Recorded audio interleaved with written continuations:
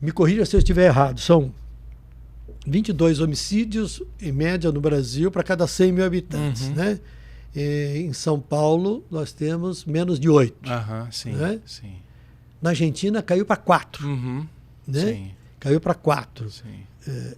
E quando a gente fala 8, para cada grupo, 8 homicídios, para cada grupo de 100 mil moradores, pode parecer pouco, né? Mas não é pouco. Era muito mais, é verdade. Caiu.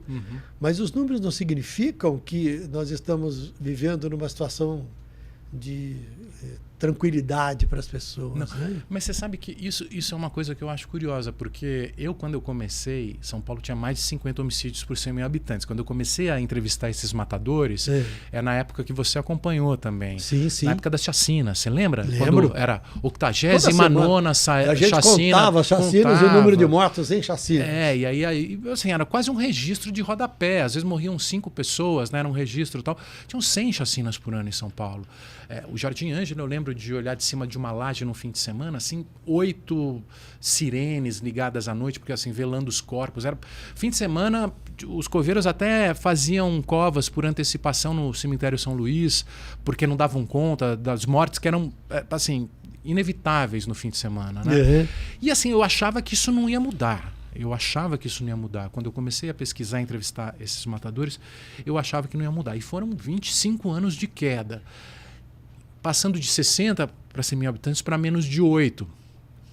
Claro, como você disse, Argentina são 4, na Europa, Itália, menos de 1.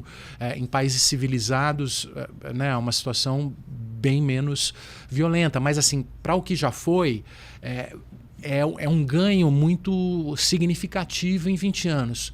O Brasil, Tramontina, curiosamente, desde 2017, que atingiu o recorde de homicídios, vem reduzindo os homicídios também. Passou de 65 mil homicídios, hoje está com menos de 40 mil homicídios. Ao mesmo tempo, você tem uma redução dos roubos à mão armada, nas ruas, nas casas, nos automóveis. Houve uma redução de roubos significativa, os últimos dados do Fórum Brasileiro de Segurança Pública mostraram isso, ao mesmo tempo que houve uma multiplicação dos estelionatos. Então, o que está acontecendo? Você está tendo uma mudança no perfil do crime. Porque hoje é o dinheiro eletrônico, é outra cena. As pessoas não andam com dinheiro na rua mais. Então, o roubo do celular continua sendo importante para o crime financeiro, para você mexer com o dinheiro eletrônico. Ou o cartão de crédito, ou os golpes todos. Hoje eu recebi antes de vir para cá, 2 ligações de banco tentando clonar meu cartão. Assim, pseudo-banco, né? Pseudo-banco. Isso. E assim, é crível, né? É crível. Bem feito. É bem feito. Tem uma voz ali que eu sou do banco tal. Né? Uma secretária eletrônica, assim, caiu não sei quantos R$1.000 no seu cartão de crédito. Confirme se for verdade. Eu falei, será que é verdade ou não? Fiquei na dúvida, assim. Eu que ouço o tempo inteiro sobre isso. Então, mudou o perfil. Você tem um sistema industrial de golpe e de estelionato muito maior. É um outro tipo de violência, mas a violência nas ruas, ela não é mais a mesma. A gente precisa compreender essas coisas para mudar a forma de agir das polícias. Assim, e esse tipo de ação, de fuzil, será que é necessária? Claro que eu não estou dizendo que às vezes o fuzil não seja necessário para determinadas situações, mas você precisa entrar num restaurante com um fuzil, isso não aumenta a sensação de medo? Houve redução da violência? Houve. Houve redução da violência, inclusive na rua? Houve. São Paulo é uma cidade mais amigável? A gente que viveu nos anos 80 e 90, no shopping center...